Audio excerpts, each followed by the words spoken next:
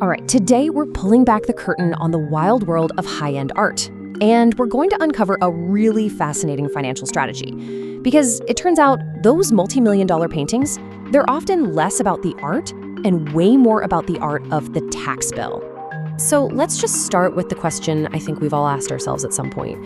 You see a piece of abstract art, maybe it's just a couple of splashes of paint, and it sells for some astronomical price. And you just have to think, what is going on here? Is it really just about someone's artistic taste? Well, according to our source material, the answer is almost always a hard no. It's hardly ever about taste. It's about calculation. What looks like a really eccentric, impulsive purchase is often just the first move in a really, really smart financial game. So to really get how this works, let's walk through a little scenario. We're going to follow a hypothetical billionaire who just got some pretty bad news from the tax man. And here is the problem. A $10 million tax bill. I mean, for most of us, a bill like this would be a complete catastrophe, right? It's an absolutely jaw-dropping amount of money. But our billionaire, they're not worried, not one bit. They don't see a crisis here, they see a puzzle. See, the ultra-wealthy play by a different set of rules, and they have a very special way of handling this kind of thing. And that brings us right to the solution. It's a whole scheme, really, that uses a very specific kind of asset in a very specific way. So let's break down the step-by-step process they use to make this giant tax problem just vanish. Okay, so the first move is not what you'd expect. They don't run out and buy gold or real estate.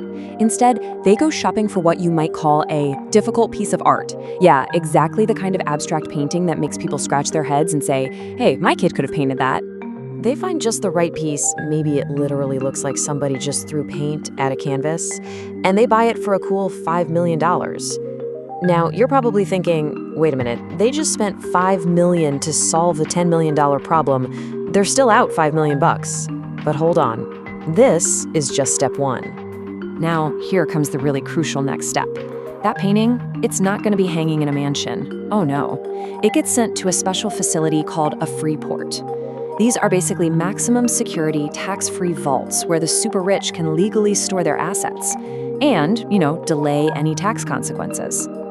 Okay, so the art has been bought, it's been stored safely away. Now comes the really clever part, artificially inflating its value. After letting that painting sit in the free port for a little while, our billionaire moves on to step 3. They put the painting up for auction. But listen, this is not a normal auction. The billionaire invites their friends, their business associates, to come and bid. But their goal isn't actually to buy the painting. Their only job is to drive the price up, higher and higher and higher. This little bidding war pushes the painting's price way past the $10 million mark. But here's the trick. The painting is never actually sold. See, our billionaire set an absurdly high secret minimum price. The only purpose of this auction was to establish a new, official, and much, much higher market value for the artwork. So, the unsold artwork goes right back to the billionaire, but now it has an official paper value that's more than double what they paid for it. And now, it's time for the final act, the payoff. And here is the masterstroke. They don't sell the painting. That would just create a whole new tax problem. Instead, they donate it. The artwork, now officially valued at over $10 million, is given away to a museum, a university, or some other public institution. Because it's a charitable donation, they get a tax deduction. And this is the whole point. The deduction isn't for the $5 million they spent. It's based on the new, inflated value of over $10 million. So that $10 million deduction completely wipes out their original tax bill. The final tax bill is zero. They just solved a $10 million problem for a cost of $5 million. And on top of saving $5 million, they get an incredible PR boost. Now they're publicly celebrated as a generous philanthropist, a true patron of the arts. It's a total win-win. Now, this isn't just some clever one-off trick. This example actually reveals a systemic tool that's used all the time within the world of high finance. Let's zoom out for a second and look at the bigger picture here. You see, for many of the ultra-wealthy, art isn't about collecting, it's a financial instrument.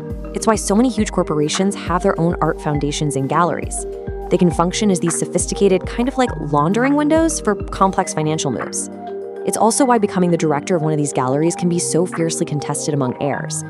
At its highest levels, the art market operates as this powerful and often really opaque vehicle for moving money and avoiding taxes.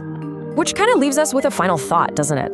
The next time you see a piece of art that looks impossibly simple sell for an impossibly high price, just ask yourself, are you really looking at a masterpiece of art, or are you looking at a masterpiece of finance?